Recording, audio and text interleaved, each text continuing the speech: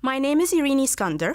I'm a PhD researcher at the University of Manchester, and I was the principal investigator on the study, which presents findings from a detailed drug utilization review of patients receiving biologic therapies for psoriasis, registered with the British Association of Dermatologists Biologic Intervention Register, also known as BADBIR.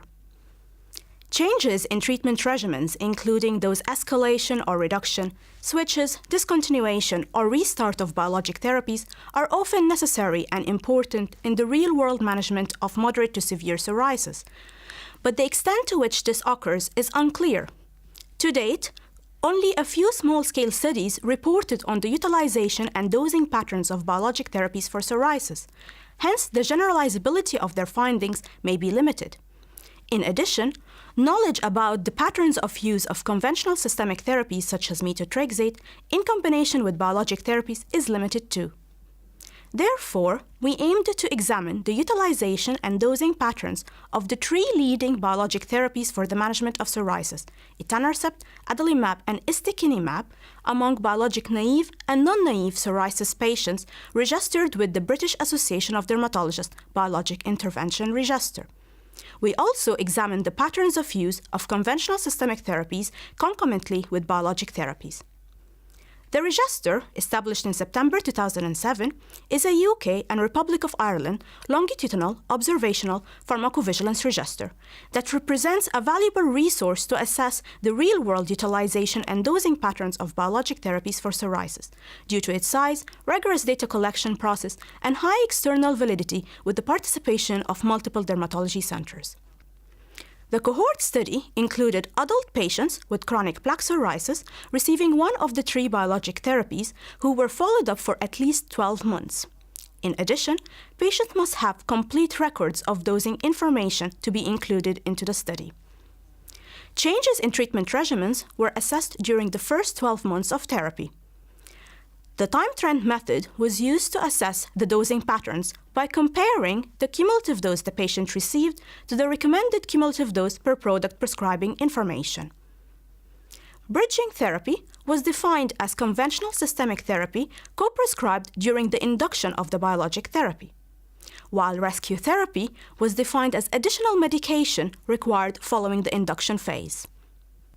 In total, 2,980 patients met the study criteria and were included into the study, of whom around 80% were biologic naive. We found that over one-third of the patients experienced some form of treatment modification during the first year of therapy. Over the 12-month follow-up period, 77% of the patients continuously used their biologic therapy and had no gaps in therapy of 90 or more days, while 17.5% switched on alternative biologic therapy, 2.6% restarted therapy after a break of at least 90 days, and 2.5% discontinued therapy. We also found that around 86% of the patients used the recommended cumulative dose of the biologic therapy, while 8% were exposed to a higher cumulative dose and 6% were exposed to a lower cumulative dose. Interestingly, we found that 25% of the entire cohort have used a conventional systemic therapy in combination with a biologic therapy at some stage, with methotrexate being the most commonly co-prescribed medication. Of those using combination therapy, 61% continuously used the conventional systemic therapy in combination with the biologic therapy for more than 120 days after the start of the biologic therapy, while 21% and 20% used the conventional systemic therapy as a bridging therapy and a rescue therapy, respectively. So this study showed that changes in treatment regimens were frequent and common in the first year of initiating a biologic therapy, and hence future studies should assess the impact of these changes in treatment regimens on the total healthcare costs. In addition, the frequent use of conventional systemic therapies in combination with biologic therapies, as highlighted in this study, should be considered when evaluating treatment response and adverse events to biologic therapies within cohort studies.